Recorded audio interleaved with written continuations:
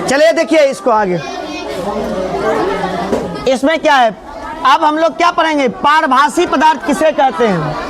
वह पदार्थ जो प्रकाश एक छोटे से भाग को अपने में से होकर जौने देते हैं उसको क्या कहेंगे, होकर जौने देते हैं, और कम जौने देते हैं ना उसको क्या कहेंगे, पारभासी पदार्थ।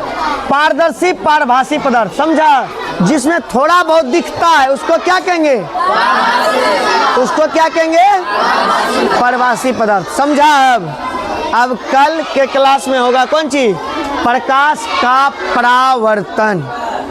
अब आए हम लोग चैप्टर पर, क्या पढ़ने आएंगे, ठीक है।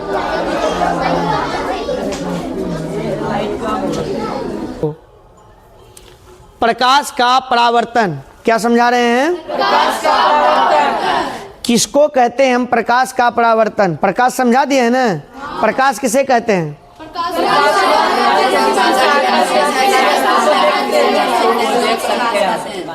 प्रकाश कहते हैं, ठीक है। जब प्रकाश की किरण किसी वस्तु से टकराकर, मान लो कि यह एक समतल सतह है, यहां से प्रकाश आ रही है, ये क्या हो रही है, आ रही है, प्रकाश आती हुई किरण है, ये आपतित किरण हुआ, आती हुई, यहां से प्रकाश आ करके यहां से टकरा करके यह लौट जाती है। इसी घटना को, यह जो लौटा, इसी घटना को क्या कहे, समझ में हुआ, क्या बोले, जब प्रकाश की किरण, देखो, जब प्रकाश की किरण किसी वस्तु से टकराया और रिफ्लेक्शन हो गया, लौट गया, इस घटना को क्या कहेंगे, उसके बाद पूछेगा प्रकाश के परावर्तन के नियम क्या होता है। तो नियम में कुछ नहीं है, थोड़ा सा डिफरेंस है। जब प्रकाश की किरण किसी सतह से टकराता तो है, उसमें भी जिन नियमों का पालन करते हुए वह क्या हो जाता है, लौट जाती है, परावर्तित हो जाती है। मतलब आया, आ करके सतह से टकरा करके वह क्या हो गया, लौट गया, मतलब क्या हो गया, परावर्तित हो गया। उसी घटना को, वो जो नियम का जो पालन किया, उस नियम को ही क्या कहेंगे हम लोग, क्या कहेंगे, प्रकाश के परावर्तन का नियम, प्रकाश के परावर्तन का नियम कहेंगे। प्रकाश पूछता है क्वेश्चन, प्रकाश के परावर्तन के कितने नियम होते हैं, दो नियम होते हैं। प्रकाश के परावर्तन के कितने नियम होते हैं, पहला नियम क्या है, आपतित किरण परावर्तित किरण, देखो है, देखो आपतित किरण परावर्तित किरण, आपतन बिंदु यहाँ हुआ, आपतन बिंदु पर खींचा गया अभिलंब, अभिलंब हुआ, खींचा गया अभिलंब, तीनों एक ही समतल में होते हैं, तीनों एक ही समतल पर है, उसी को क्या कहेंगे, पहला नियम। प्रकाश का परावर्तन का पहला नियम ही है कि आपतित किरण परावर्तित किरण आपतन बिंदु पर खींचा गया अभिलंब, तीनों क्या होगा, होगा। दूसरा नियम है कि इस पर जब खींचते हैं तो इसमें कोण देखो बना है, एक बना है आपतन कोण और एक बना है आपतन कोण। तो आपतन कोण क्या है, यहां समझो पहले, आपतन कोण लिखाए होंगे, आपतन कोण आपतित किरण और किसके बीच में, बीच में बनने वाले कोण को, कौन कौन, आपतन कोण, आपतित किरण और अभिलंब के बीच में बनने वाले कोण को, अब परावर्तन कोण तब किसको कहेंगे, परावर्तित किरण और अभिलंब के बीच में बनने वाले कोण को कोण। इसे कोण आई से सूचित किया जाता है और कोण समझ में आया, ठीक। चलिए यहाँ आपतन कोण और परावर्तन कोण हमेशा क्या होते हैं, पूछेगा प्रकाश के परावर्तन के कितने नियम होते हैं, कौन कौन, पहला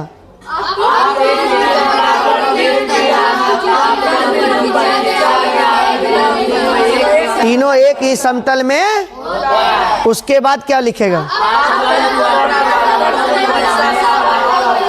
आपतित किरण पूछ देगा, आपतित किरण क्या, कौन है,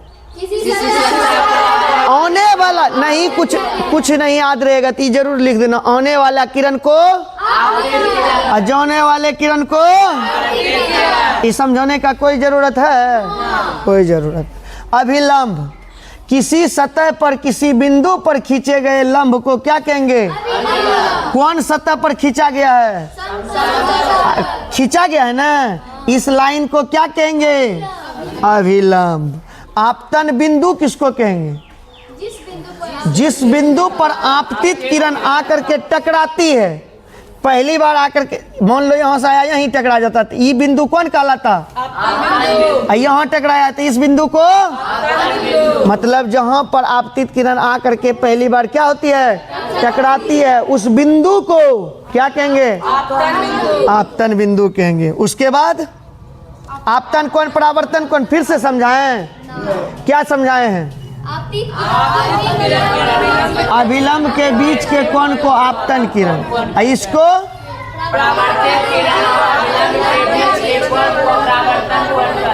यहाँ तक में किसी को कोई दिक्कत नहीं। उसके बाद हम लिखे हैं एक चीज कि सर ये तो तिरछी पड़ा तो लौट गया, तिरछी पड़ा तो, लेकिन मान लो सूर्य की प्रकाश तिरछी नहीं पड़ेगा, सूर्य के प्रकाश सीधी पड़ेगी। किसी सतह पर सूर्य का प्रकाश क्या पड़ेगा? समतल सतह पर यदि सूर्य की प्रकाश सीधी पड़े, मान लो यही है आपतित किरण, यहाँ आया, इधर हो जाएगा?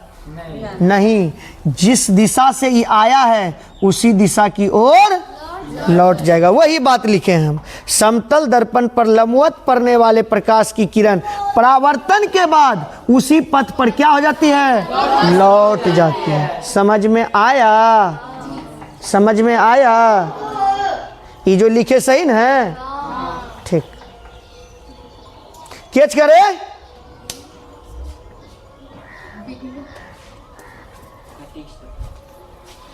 काट देना है इसको। आगे हम लोग पढ़ चुके हैं प्रकाश के परावर्तन के कितने नियम होते हैं?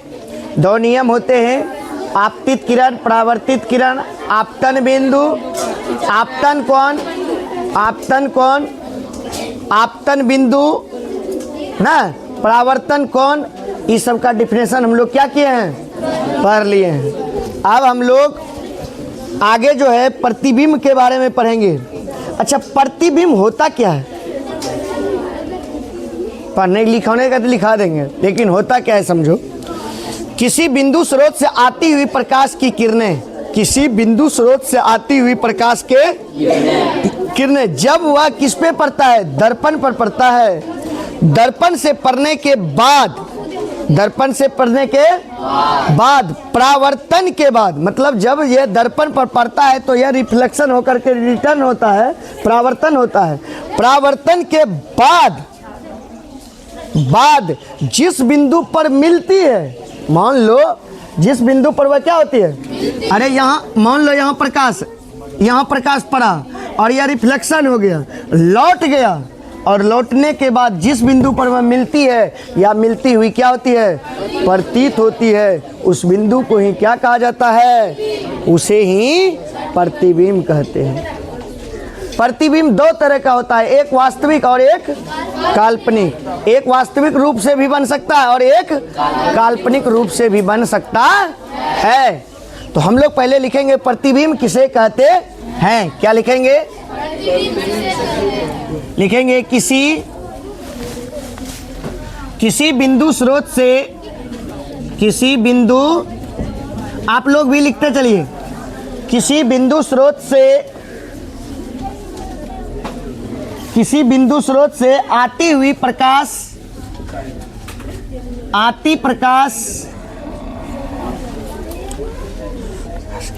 आती हुई प्रकाश की किरणें, आती हुई प्रकाश की किरणें, प्रकाश की किरणें दर्पण से परावर्तन के बाद, दर्पण से परावर्तन के बाद, यहां तक दिखाई देता है?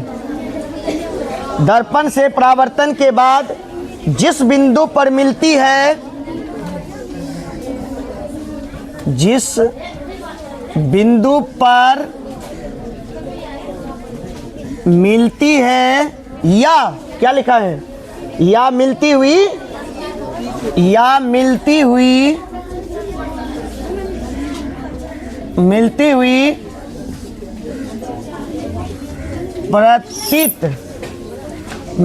प्रतीत होती है, प्रतीत होती है, उसे क्या कहते हैं? प्रतिबिंब कहते हैं। उसे प्रतिबिंब कहते हैं। उसे क्या कहते हैं?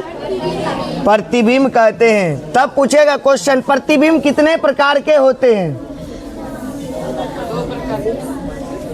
प्रतिबिंब हम लोग लिखेंगे 2 प्रकार के होते हैं। 2 प्रकार के होते हैं।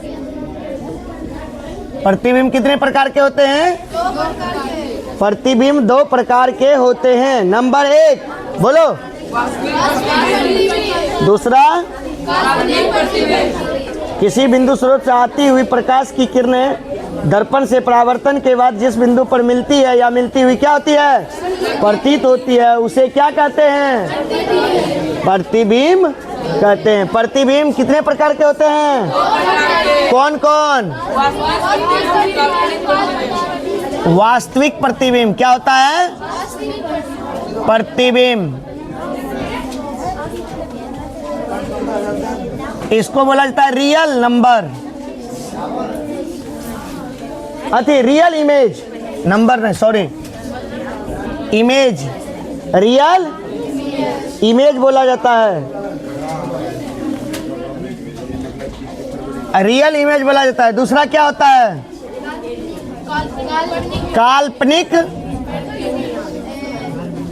प्रतिबिंब। इसको क्या बोला जाता है? काल्पनिक प्रतिबिंब को क्या बोला जाता है? Virtual line, virtual image. देखो क्या होता है इसमें, समझो मेरा बात। वास्तविक प्रतिबिंब ये वास्तविक रूप से दिखता है। काल्पनिक प्रतिबिंब वह दिखता नहीं है। काल्पनिक प्रतिबिंब हुआ जो प्रतीत होता है, वहाँ कुछ है, प्रतिबिंब बना, वो वास्तविक नहीं बना। वो क्या बना? काल्पनिक प्रतिबिंब। तो वास्तविक प्रतिबिंब काल्पनिक प्रतिबिंब को ही क्या बोला जाता है? काल्पनिक प्रतिबिंब को ही बोला जाता है कौन चीज? आभासी प्रतिबिंब। आभासी, आभास होना चाहिए। आभासी प्रतिबिंब, आभासी प्रतिबिंब इसको भी बोला जाता है। आभास होना चाहिए, वहाँ प्रतिबिंब है। वास्तविकता में वहाँ प्रतिबिंब रहता नहीं है। वास्तविक प्रतिबिंब किसे कहते हैं? ध्यान नहीं है यहाँ, सब लिखने के चक्कर में। बंद करो उसको, बंद करो। अभी क्या लिखेंगे? वास्तविक प्रतिबिंब। पहले समझो इसको, वास्तविक प्रतिबिंब किसे कहेंगे? पेन बंद, पहले समझ लीजिए। किसी बिंदु स्रोत से आती हुई प्रकाश की किरणें परावर्तन के बाद जिस बिंदु पर वास्तविक रूप से मिलती है, उसे वास्तविक प्रतिबिंब कहते हैं। क्या लिखाना है? बोलो बोलो। किसी बिंदु स्रोत से आती हुई प्रकाश की किरणें दर्पण से परावर्तन के बाद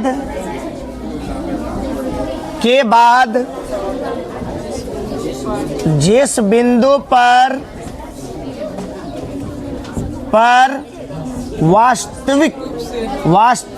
वास्तव रूप से मिलती है उसे क्या कहते हैं? उसे वास्तविक प्रतिबिंब कहते हैं। उस और वास्तविक होगा ना, गलत हो गया, हमको लगा अथी लिख रहे हैं वास्तविक ना, ठीक है। वास्तविक प्रतिबिंब, प्रतिबिंब कहते हैं। ए लड़का, उसे वास्तविक प्रतिबिंब कहते हैं। उसके बाद क्या होता है? वास्तविक प्रतिबिंब को पर्दे पर उतारा जा सकता है। वास्तविक प्रतिबिंब को हम किसी पर्दे पर क्या किया जा सकता है? वास्तविक प्रतिबिंब को पर्दे पर उतारा जा सकता है। पहले एक पॉइंट लिखो, वास्तविक प्रतिबिंब को पर्दे पर उतारा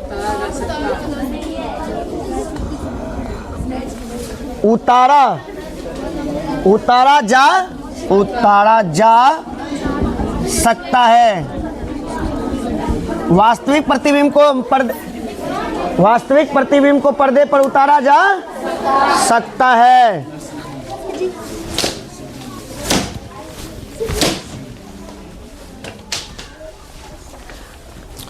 वास्तविक प्रतिबिंब को पर्दे पर उतारा जा सकता है। उसके बाद है वास्तविक प्रतिबिंब को हम क्या कर सकते हैं?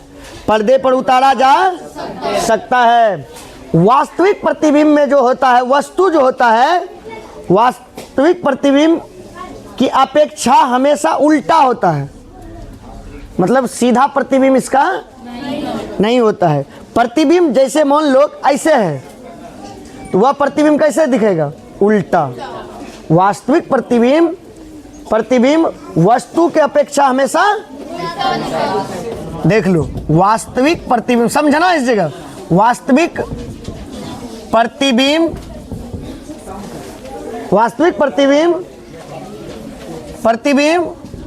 वस्तु की अपेक्षा किससे तुलना किए हम?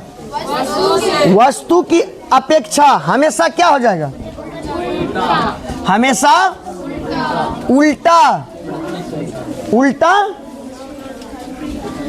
दिखाई देता है। दिखाई देता हमेशा क्या देता है? उल्टा। किसके अपेक्षा? जैसे ऐसे रहेगा वस्तु, कैसे दिखेगा? ऐसे दिखेगा, उल्टा, हमेशा उल्टा। ठीक है। काल्पनिक प्रतिबिंब में हमेशा क्या दिखता है? सीधा दिखता है। काल्पनिक प्रतिबिंब में हमेशा क्या दिखता है? सीधा दिखता है। वास्तविक प्रतिबिंब में हमेशा उल्टा। समझ रहा है? वास्तविक प्रतिबिंब में हमेशा उल्टा, काल्पनिक प्रतिबिंब में हमेशा सीधा। पूछेगा, मान लो अब हम लोग पढ़ेंगे काल्पनिक प्रतिबिंब। पहले क्या पढ़ेंगे? पूछेगा काल्पनिक प्रतिबिंब, काल्पनिक या क्या पढ़ेंगे? आभासी प्रतिबिंब किसे कहते हैं? पूछ देगा कोई तो लिखेंगे किसी बिंदु स्रोत से आती हुई प्रकाश की किरणें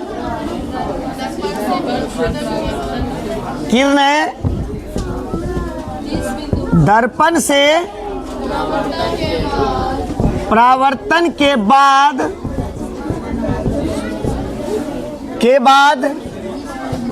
जिस बिंदु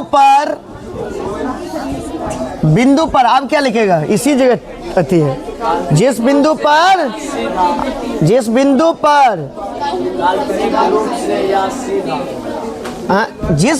पर मिलती हुई क्या होगा? मिलती हुई, जिस बिंदु पर मिलती हुई प्रतीत होती है, मतलब प्रतीत होती है। प्रतीत होती, मिलती हुई क्या होता है? हल्का हल्का प्रतीत होती है, प्रतीत होती है, उसे क्या कहेंगे? काल्पनिक या आभासी प्रतिबिंब कहते हैं। जैसे अति प्रतिबिंब कहते हैं। इसका भी पॉइंट होता है, काल्पनिक प्रतिबिंब को पर्दे पर, हाँ, काल्पनिक प्रतिबिंब को पर्दे पर नहीं उतारा जा सकता है। दूसरा पॉइंट, काल्पनिक प्रतिबिंब, काल्पनिक प्रतिबिंब वस्तु की अपेक्षा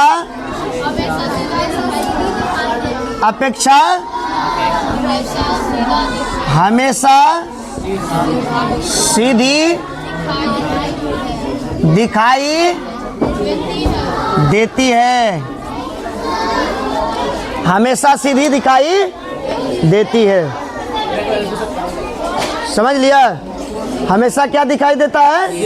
सीधी दिखाई देती है। इसको उतारिए आप लोग।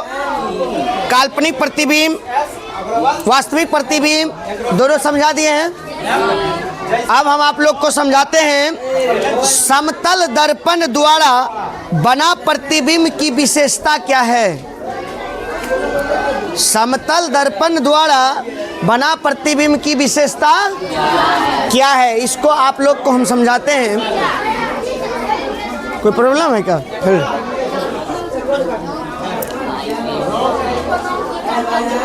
लाइट ना है, रुक जाओ रुक जाओ। चलिए देखिए, समतल दर्पण द्वारा बना प्रतिबिंब की क्या बताना है। सबसे पहले जान जाइए कि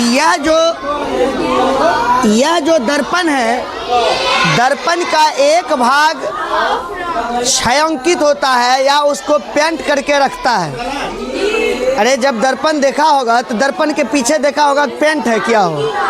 यदि शीशे के पीछे पेंट नहीं रहेगा तो दर्पण नहीं बनेगा।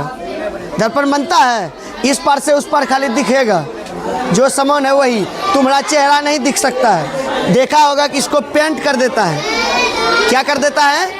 पेंट कर देता है। इसको हम छायांकित कर देते हैं।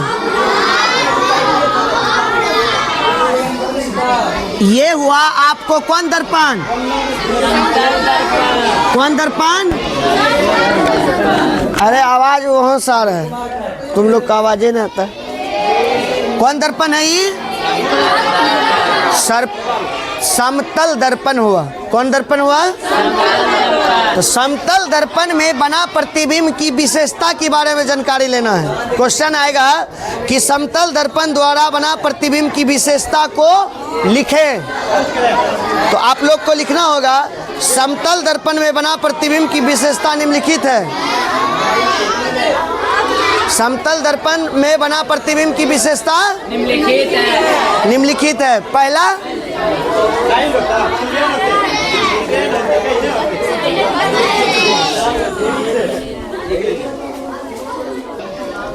समतल दर्पण द्वारा बना प्रतिबिंब की क्या लिखे हैं? अब क्वेश्चन ये आएगा, इसका उत्तर होगा समतल दर्पण द्वारा बना प्रतिबिंब की विशेषता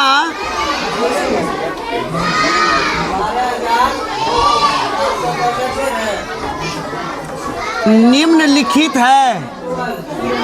क्या लिखेगा? समतल दर्पण द्वारा बना प्रतिबिंब की विशेषता निम्नलिखित है।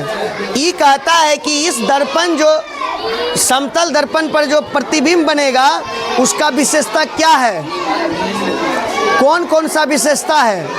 तो पहला हम विशेषता पढ़ाते हैं कि समतल दर्पण में बना प्रतिबिंब दर्पण से पीछे बनता है। जब आप लोग दर्पण चेहरा को देखते हैं घर पे दर्पण में, तो पीछे बनता है कि आगे? कहाँ बनता है? पीछे ही न बनता है। तो वही कहता है कि समतल दर्पण में बना प्रतिबिंब जो होता है वह क्या बनता है? पीछे बनता है। पहला विशेषता इसका है, समतल दर्पण में प्रतिबिंब पीछे बनता है। पीछे, ये बात जान जाओ कि दर्पण समतल लिखेगा, समतल दर्पण में जब भी बनेगा तो प्रतिबिंब किधर बनेगा? पीछे बनेगा। पहला पॉइंट याद हुआ। कहाँ बनेगा? समतल दर्पण में प्रतिबिंब कहाँ बनेगा? पीछे बनेगा।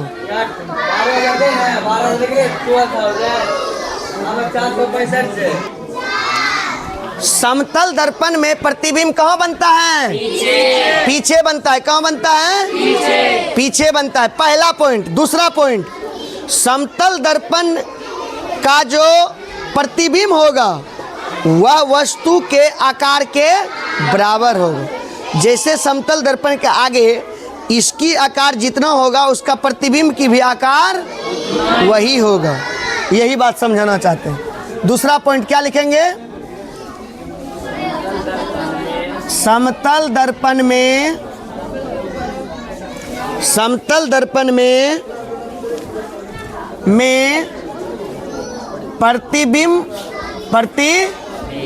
प्रतिबिंब का आकार क्या होगा रे? वस्तु के आकार के बराबर होता है। बराबर अच्छा होता है। फिर से समझा देंगे। यह जो प्रतिबिंब का जो आकार होगा वो वस्तु के आकार के, मान लो कि यह क्या है? दर्पण है। और दर्पण के आगे में ये रखेंगे, दर्पण में जो प्रतिबिंब बनेगा वह क्या बनेगा? वस्तु के आकार के। मान लो कि यह दर्पण होगा, दर्पण के सामने में वस्तु रखेंगे, जितना वस्तु बड़ा उतना ही यह दर्पण हुआ तो इसके पीछे बनेगा कि आगे बनेगा? आगे वस्तु रहेगा, पीछे क्या बनेगा?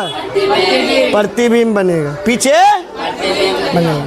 अब समतल दर्पण में प्रतिबिंब क्या बनेगा? वस्तु की अपेक्षा बराबर बनेगा। उसके बाद जोनो समतल दर्पण में, तुम लोग कलम रखो पहले, हम बार बार बोलते हैं।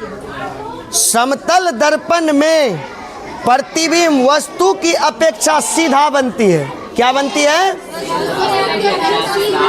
हाँ, देखो पहले समझो। समतल दर्पण में प्रतिबिंब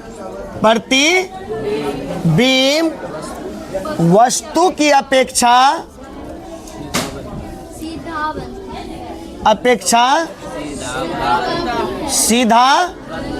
बनती है। क्या बनती है? सीधा बनती है। समझो इसको। मान लो कि किसी दर्पण के सामने इसको खड़ा किए, इसका जो प्रतिबिंब बनेगा ऐसा ही बनेगा। किधर? पीछे बनेगा। पहला कंडीशन लेगा, वस्तु के आकार के बराबर बनेगा। या सीधा ही बनेगा? कैसे बन जाएगा? सीधा ही बनेगा। किस दर्पण में? समतल दर्पण। समझ में आया? प्रतिबिंब कहाँ बनेगा? दर्पण के वस्तु के बराबर और वस्तु से सीधा। तीनों बात याद हुआ? तो ध्यान यहाँ रहेगा तब ना याद होगा। तुम लोग के ध्यान में रहता, लिखो जल्दी फटफट लिख न लो। इस बात किताबों में लिखल है, इसको समझ लेना सबसे बड़ी बात। प्रतिबिंब जो बनेगा वो वास्तविक बनेगा, काल्पनिक। समतल दर्पण में प्रतिबिंब प्रतिबिंब क्या बनेगा नुनू? काल्पनिक बनेगा। क्या बनेगा? काल्पनिक बनता है। तुम समझ लो, क्या यही वास्तविकता हो जाता है उधर? ऐसे जो समतल दर्पण के आगे हम लोग खड़ा रहते हैं, वास्तविकता बन जाता है उधर, काल्पनिक बनता है। ठीक। उसके बाद पचमा, समतल दर्पण से बना, समतल दर्पण में बना प्रतिबिंब, समतल दर्पण, समतल दर्पण, दर्पण में प्रतिबिंब, प्रतिबिंब, समतल दर्पण में प्रतिबिंब, प्रतिबिंब जो बनेगा दर्पण से, देखो ये भी निश्चित है, दर्पण से उतना ही पीछे बनता है, दर्पण से उतना ही पीछे बनता है, बनता है जितना जितना वस्तु दर्पण से आगे रहता है, वस्तु, वस्तु दर्पण से आगे रहता है। चलिए देखिए, यह जो प्रतिबिंब बनेगा यह दर्पण हुआ, दर्पण से जितना आगे रहेगा उतना दर्पण पीछे बनेगा। जैसे दर्पण से सटता जाएगा, प्रतिबिंब भी देखता होगा, धीरे धीरे सटता जाता है। आईना ले लीजिए, आप आईना लेकर कैसे कीजिएगा, आपका भी मुंह में मुंह क्या हो जाएगा, सट जाएगा। देखा है? वही तो बात कहता है कि जितना पीछे, अब प्रतिबिंब उतना, प्रतिबिंब दर्पण से उतना ही पीछे बनता है जितना वस्तु दर्पण से, दर्पण इसको समझो, दर्पण से यहाँ वस्तु भी इतना ही दूरी पर, जितना दूरी ई दर्पण से उधर, और तुम इसको सटाओ वो भी सट जाएगा, नहीं सट जाता है? यही तो बात कहता है। समझ में आया ये बात? ये चारों पांचों पॉइंट समझा? चलिए डेली देखिए, रिवाइज के लिए 10 मिनट देना है। कितना देना है? 10 मिनट। जो जो क्वेश्चन हम बोलेंगे उसको आंसर में बना करके लाना है, ठीक? इसके बाद क्या पढ़ेंगे? समतल दर्पण द्वारा बना प्रतिबिंब की विशेषता पढ़ लिए। अब हम लोग गोलीय दर्पण पढ़ेंगे। क्या पढ़ेंगे? गोलीय दर्पण। कौन दर्पण? गोलीय दर्पण।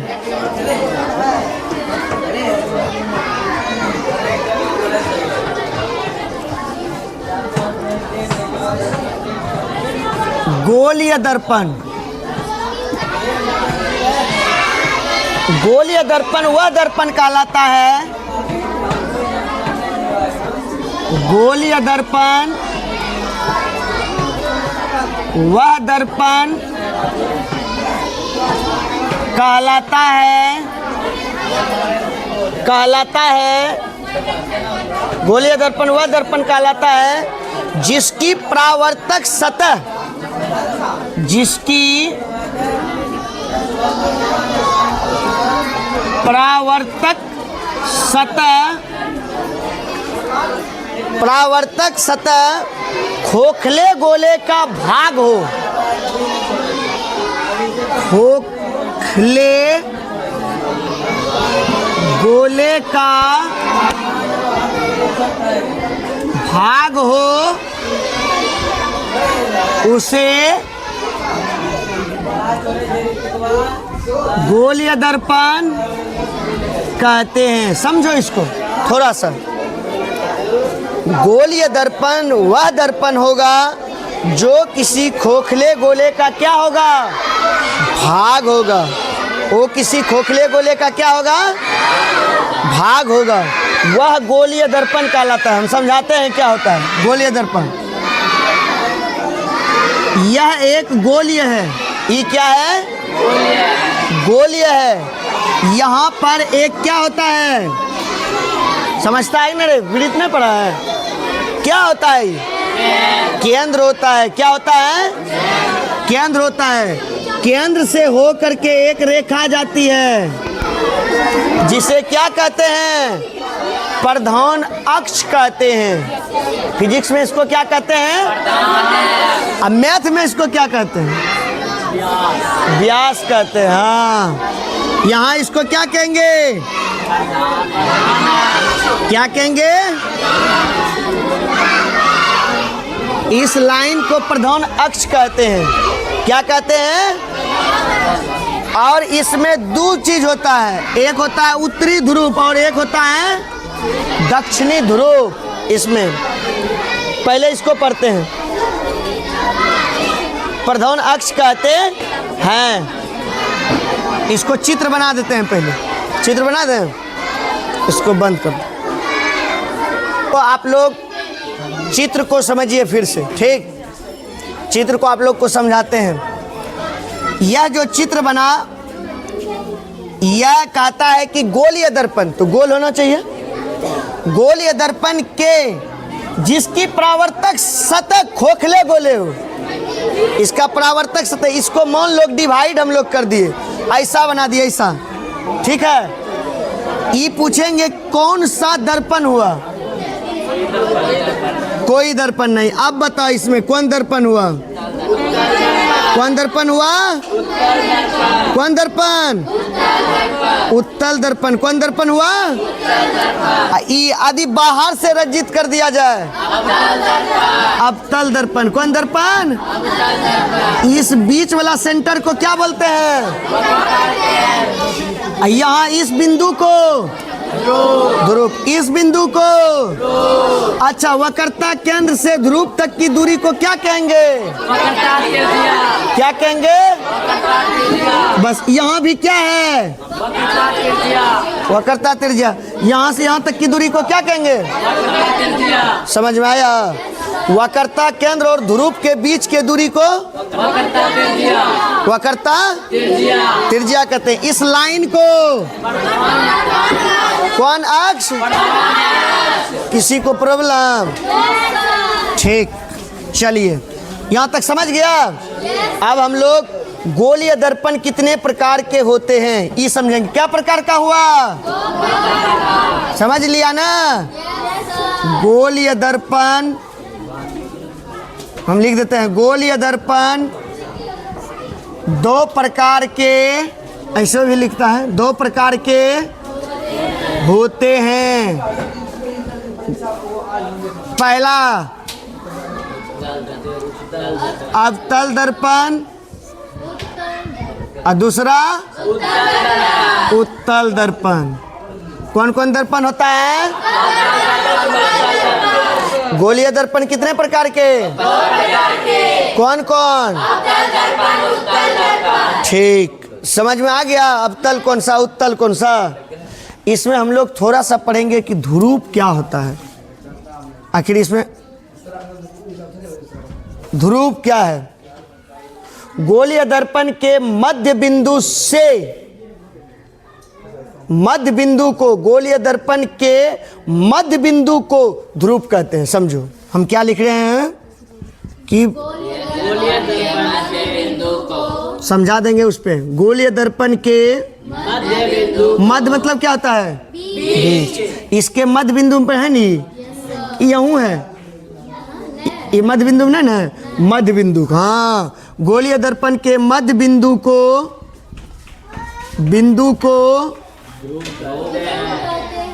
ध्रुव कहते हैं। क्या कहते हैं? ध्रुव कहते हैं। किसको? गोलीय दर्पण के मध्य बिंदु को ध्रुव कहते। इसे पी से सूचित किया जाता है। इसे पी से सूचित किया जाता है। इसे पी से सूचित किया जाता है। यहाँ तक मैं समझ में आया सबको? आए? उसके बाद हम लोग पढ़ते हैं वक्रता केंद्र ही। अच्छा, वक्रता केंद्र पढ़ लो। वक्रता केंद्र, गोलीय दर्पण जिस गोले का भाग होता है, अरे गोल या दर्पण जिस गोला का एगो क्या हुआ? हाँ, क्या लिखेंगे? गोल या दर्पण जिस गोले का भाग होता है, जिस गोले का भाग होता है, गोले का भाग होता है उसे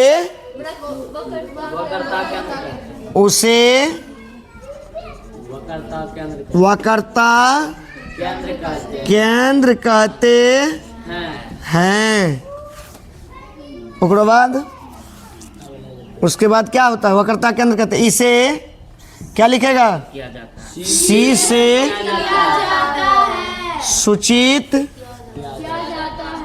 किया जाता है। किससे सूचित किया जाता है? सी से सूचित किया जाता है। ठीक, रहने दो।